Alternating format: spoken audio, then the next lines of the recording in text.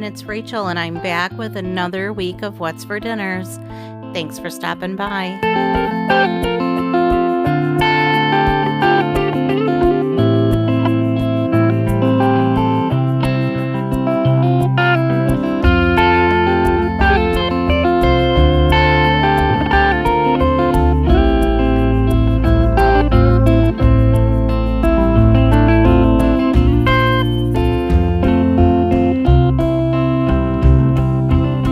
The first dinner that I'm sharing is a crock pot beef roast with carrots and potatoes and onions. And I am just adding in a package of onion soup mix. And I'm going to also put in a packet of au jus gravy mix, as well as some garlic powder and a little bit of water.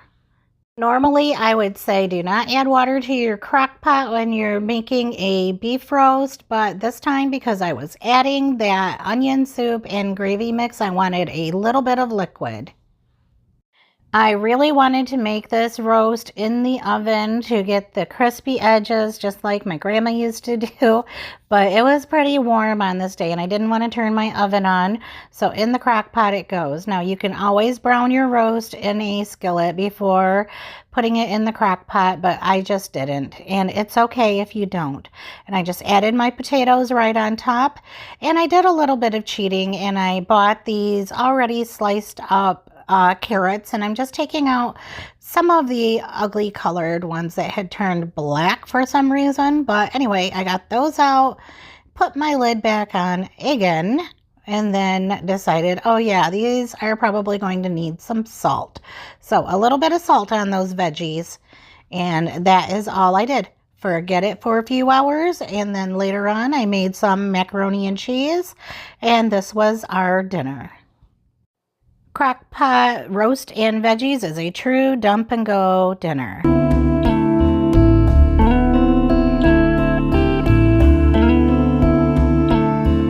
When you mention fall, my husband thinks about football, but for me, it's all the crock pot and casserole foods.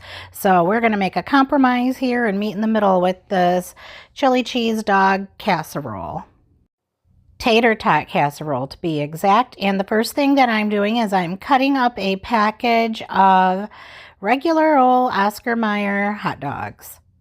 We're using the beef hot dogs because these are the kind that my husband likes. And then next I'm coming in with a package of these Eckrich grillers, the smoked sausage. This is what Cameron and I usually like to eat on hot dog night. So I'm just cutting everything into chunks and throwing it right into my casserole dish. These are the better cheddars, so there's a little bit of cheese on the inside. And in my opinion, there is probably never too much cheese. And so once I get all of those hot dogs and smoked sausages all chopped up and into the pan, I'm just taking a couple cans of Hormel chili with no beans, and I'm just going to kind of spread that all over. And once it heats up in the oven, it's going to kind of just spread out and cover up all of those hot dogs. Next, I just added some chopped up onion that I had already had in my refrigerator, all ready to go. Now, my husband Bill was trying to tell me that I was layering all of these ingredients in the wrong order, but I don't know if there is a right or wrong to this casserole, so I don't know what he's talking about. I put that second can of chili right on top of those diced onions. It sounded like a good idea to me, and it all gets mixed together in our tummies anyway, right? At least that's what we used to get told when we were kids. At least I did. Once I had the hot dogs, the chili, and the onions all in my pan, it was time to add the cheese. And I like a lot of cheese. Now, my husband would have liked sliced cheese or Velveeta, but I wanted shredded cheese, and this was my day to get what I wanted. Now it's time to top this casserole with some tater tots. And lining tater tots up in neat little rows just isn't my thing, so I just threw them all on top and made sure that they were all kind of in a single layer. And then I put this casserole in the oven on 400 until those tots were nice and crispy. And I heated up some corn to have on the side as well as a bag salad kit. And of course, you know this was a big hit in my house. I live with a bunch of boys.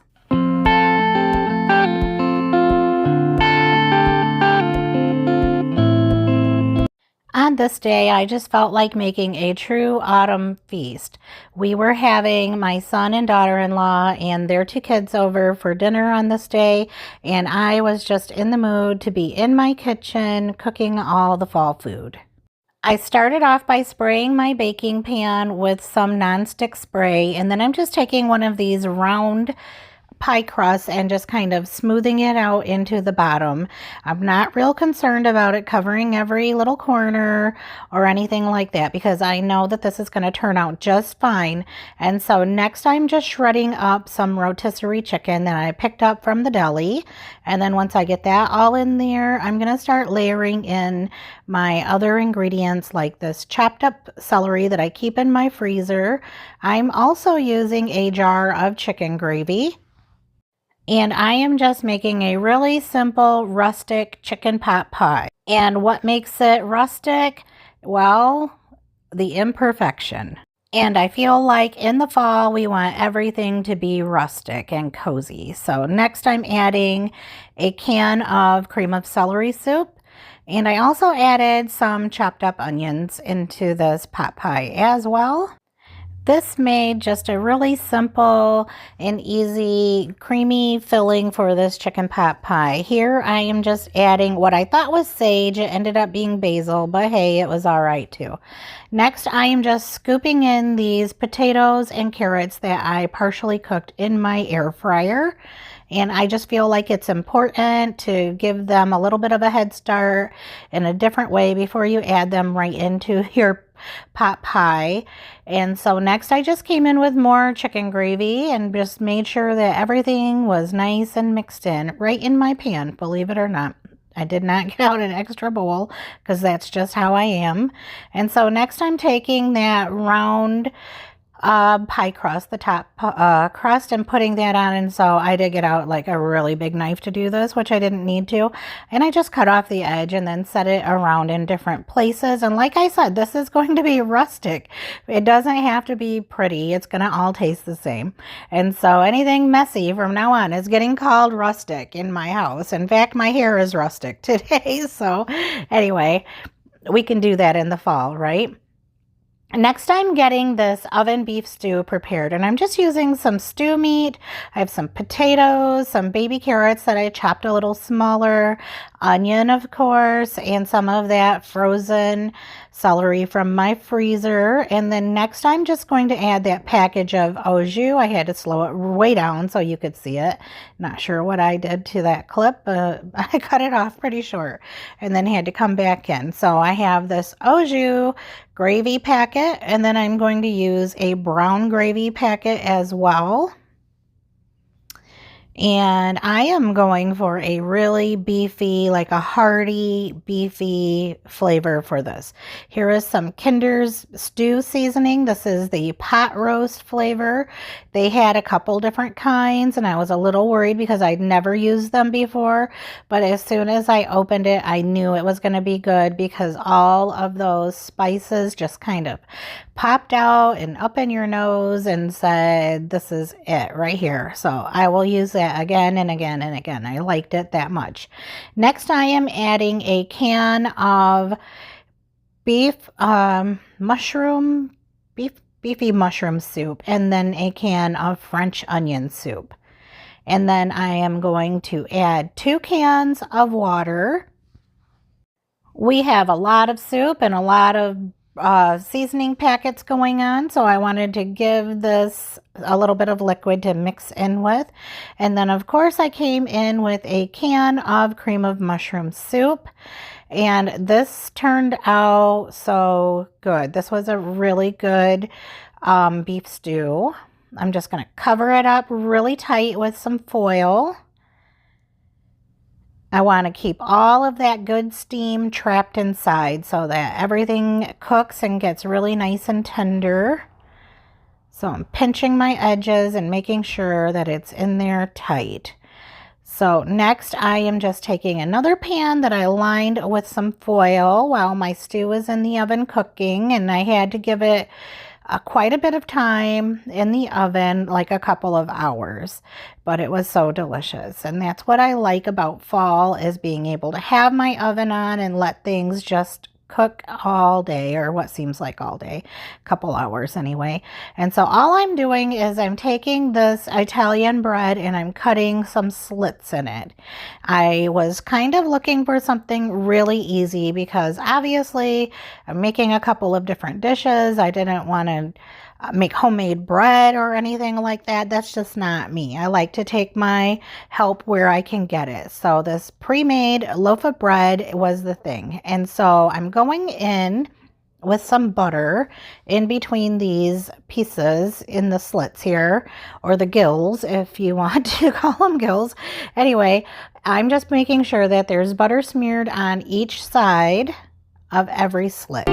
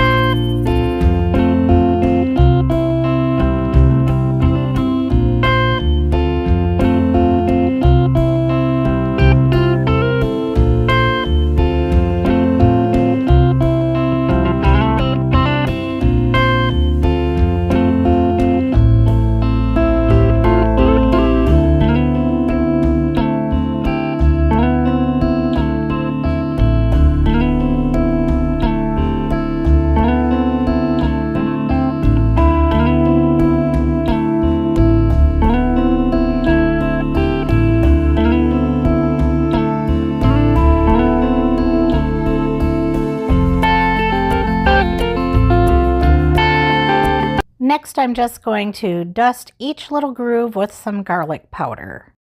And this bread would have been just as delicious with just the butter and the garlic on it, but we're going to go a little bit further with one extra step.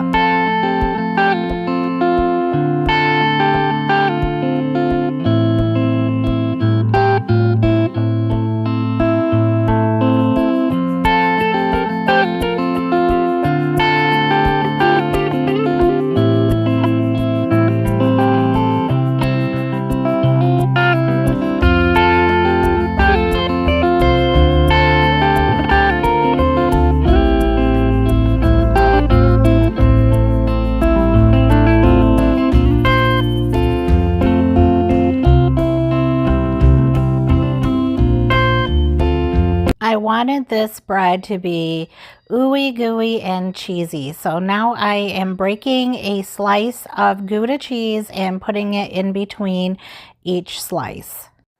And I'm not worried about my slices being even or anything being nice and neat because, like I mentioned before, we're doing rustic. And to be honest, I wanted some of that cheese to stick out of the top and kind of melt across the edges and kind of ooze down in between and get all nice and brown. And once I have my bread stuffed with that cheese, I'm just going to loosely put my foil up in a tent-like fashion so that it holds in all of that heat as I am baking it in the oven, just long enough to get it toasty and melt all that cheese. And I want to say that I put it in the oven on 375 for about 15 minutes. Now, did I say I wanted ooey gooey cheesy garlic bread? This was a quick, simple, and easy way to make your family feel like you did something really special. And I went with the beef stew and the cheesy bread. And I'm sorry, I don't have a plated version of the chicken pot pie, but here is some of it in the pan after it had been picked over a little and everybody had some of it. I also made a frozen apple pie because it's fall, y'all.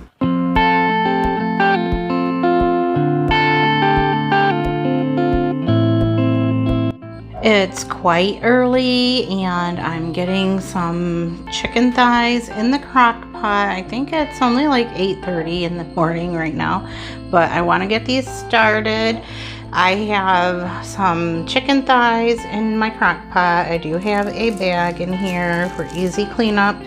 I have a lot of cleanup from yesterday still, so I'm not trying to add more to that. So it's always a process of staying on top of things around here.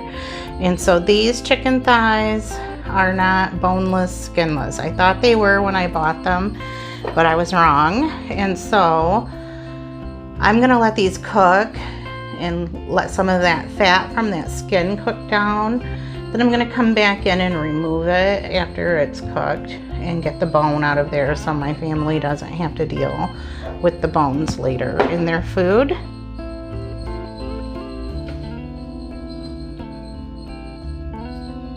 Just making sure that it is seasoned with some salt and pepper and garlic powder just to get started. I'm gonna put the lid on it and let it go, and then we'll come back to check on this chicken in a couple hours.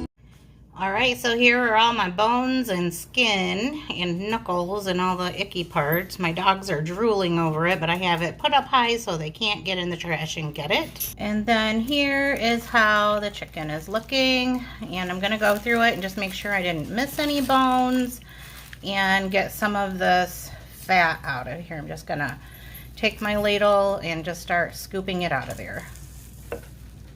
Next, I'm going to add all of the other ingredients, and the recipe calls for soy sauce, orange marmalade, and all I could find was the natural. Well, that's not true. That was the cheapest. I just wasn't going to spend over $4 for a jar of something that we probably won't use very often. And I'm going to add some, you can't really see, well, that's all we have of crushed red pepper. So I'm gonna put that in there too, and a little bit of cayenne. And then I'm gonna add some onions as well. All right, so I kind of peeked at the recipe and then I just forgot about it. And that's kind of what I do with most things. But first I'm gonna dump in some of these chopped onions. The other day I was in my kitchen listening to music, cutting one onion, and started crying thinking about my dad, and so I just chopped every onion that was in the house and figured I would use them all week long, and I did, because this is all that's left, so it's being productive at least. And then I'm just going to dump in those just to get them out of the way because they're all gone. And then maybe that's enough, I don't know. I don't really want to make it too hot. I just want to give it a little bit of a kick. I think that'll be good with that soy sauce, and you know what, we're going to just go for it. A little bit more heat, but that orange flavor and the soy sauce and some cayenne sounds good to me.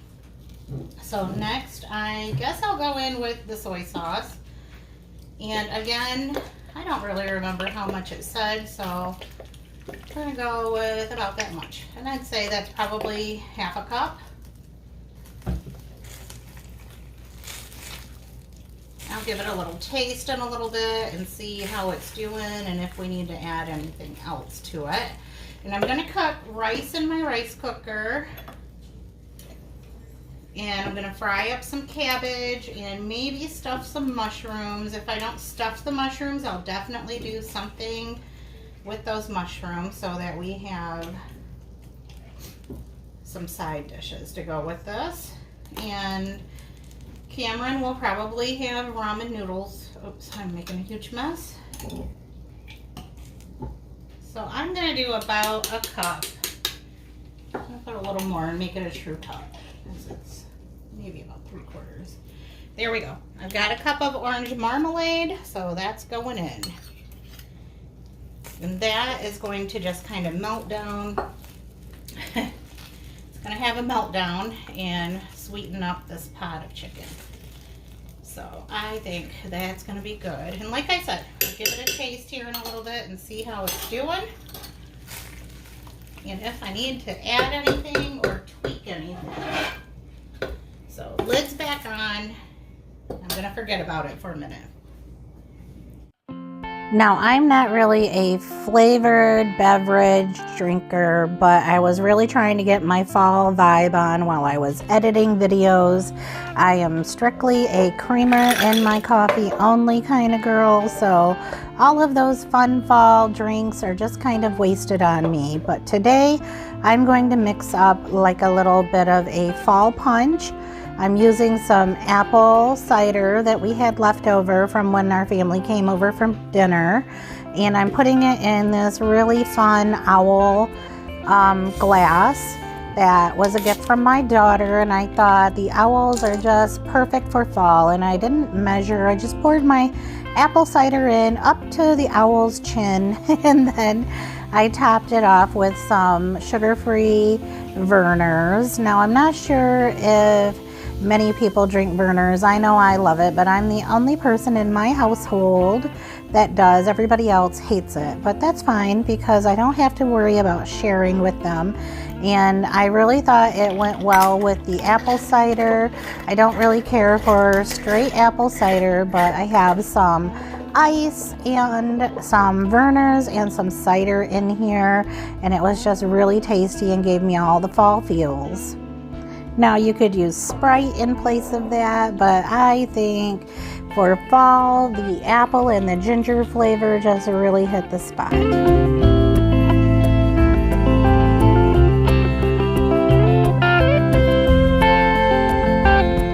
Don't be afraid to think outside of the pumpkin spice box.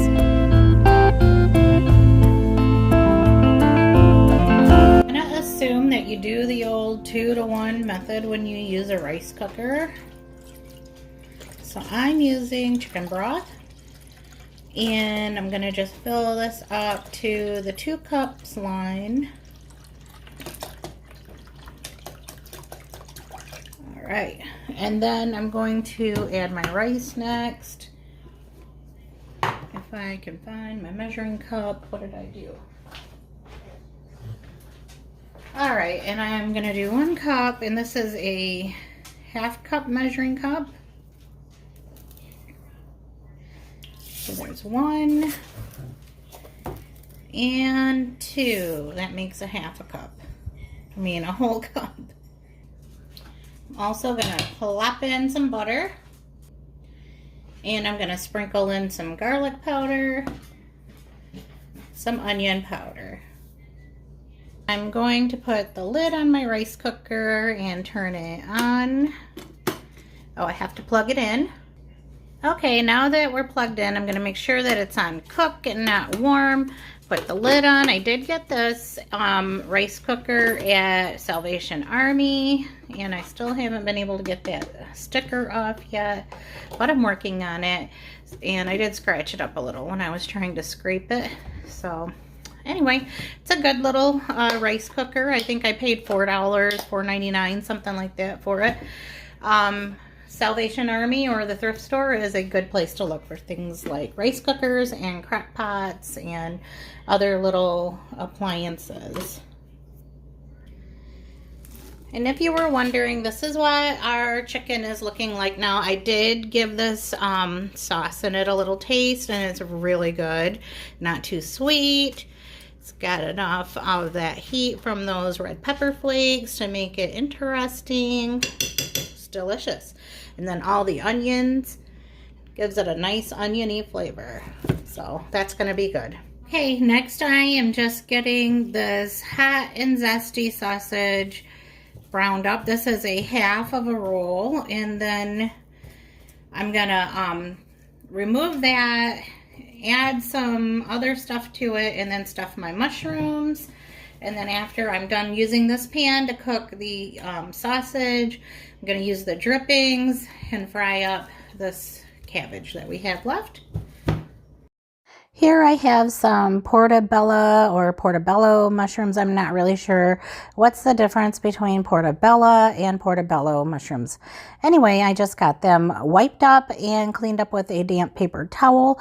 I'm cooking up some hot and zesty sausage, and I just made a mixture of cream cheese, sausage, breadcrumbs, and shredded cheddar cheese, and I am stuffing each of my mushroom caps with the stem removed with some of that sausage and cheese mixture. And so after I get every mushroom filled with the spread that I made, I am going to pop them into the oven on 350. I actually didn't put these in the oven. I put them in the air fryer on 350. And so I just kept an eye on them, and they only took about 15 minutes to cook, and the mushroom caps got tender. Now, if you wanted to be really extra and have a really flavorful mushroom, you could always brush some garlic and butter on them, but I am trying to cut down on some of that fat and just left them as they are. They made a lot of liquid and steam while they were in the air fryer, and they were a huge hit. Here I am just using my sausage drippings, and I'm just cooking up my shredded cabbage with some salt and some pepper and some garlic, not salt, garlic powder. I don't usually use garlic salt. I got a little tongue-tied and just really wanted to say garlic salt for some reason. So after that got a little bit tender, I just added some soy sauce as well. And then here was my finished bowl of dinner with that chicken on top of the rice, some of that cabbage, and a couple of those mushroom caps. And then for dessert, I just made some really easy canned cinnamon rolls and just put the icing on from the package. Just bake them according to the package directions, nothing fancy. These are not homemade, and that's okay because they are delicious anyway. Of course, not as good as homemade, but they are what they are, and they are just fine. I made 2 cans of these because, you know, leftovers.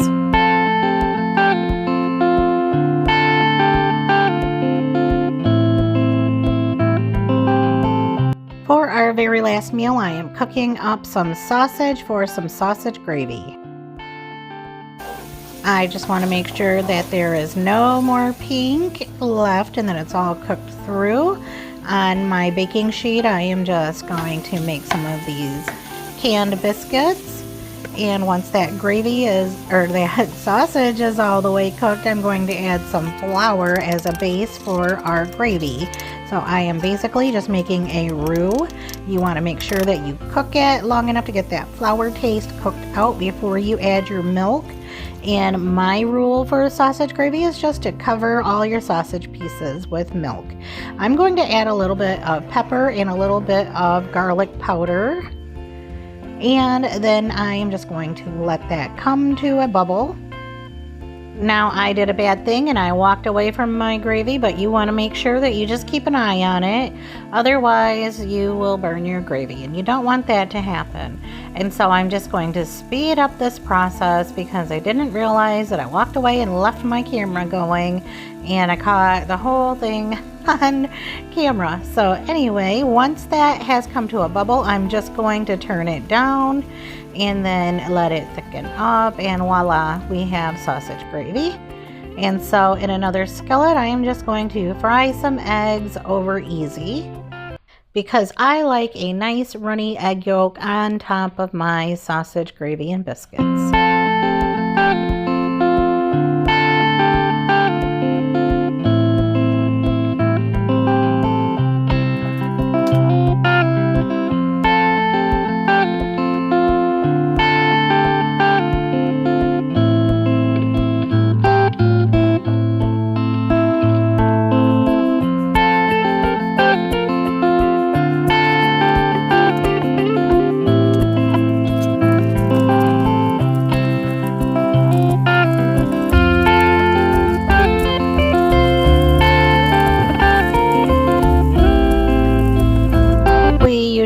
eat our sausage gravy right on buttered toast, but on this night I just wanted to have some biscuits. It seemed like it would be the easiest way to go. And canned biscuits aren't so bad every now and then. And I mean, you can make some homemade biscuits or even some out of the freezer section at the grocery store if you want to elevate your biscuits a little bit. But anyway, like I said, our normal go-to is just toast, but so we are just having some canned biscuits, and I just topped my 2 biscuits with some of that sausage gravy and then put my runny egg right on top of that. And this was a perfect breakfast for dinner on a comfy, cozy fall day.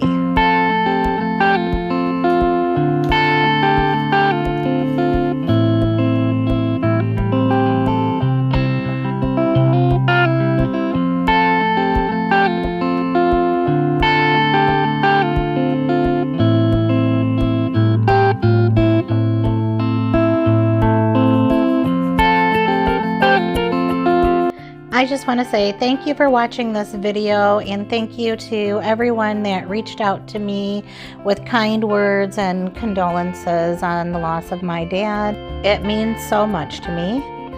Bye for now.